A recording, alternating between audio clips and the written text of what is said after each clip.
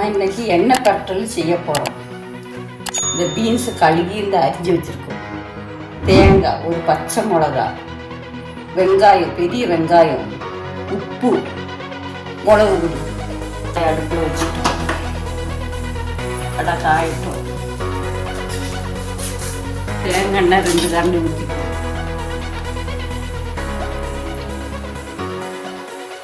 கடுகு ஒரு கரண்டி போட்டுக்கணும்.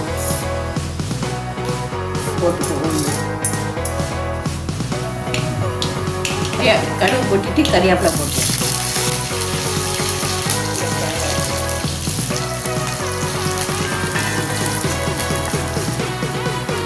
ஒரு பச்சை மிளகாய், பெரிய வெங்காயம்,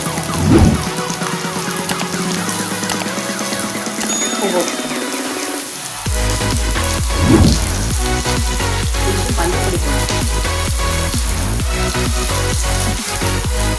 மிளகு பொடி,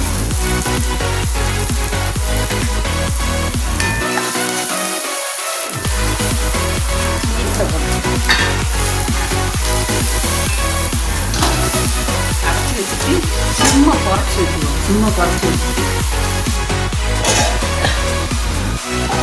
இடக்கிடக்கு இப்படி கிண்டிக்குங்க, இல்லாட்டா அடி பிடிக்கும்.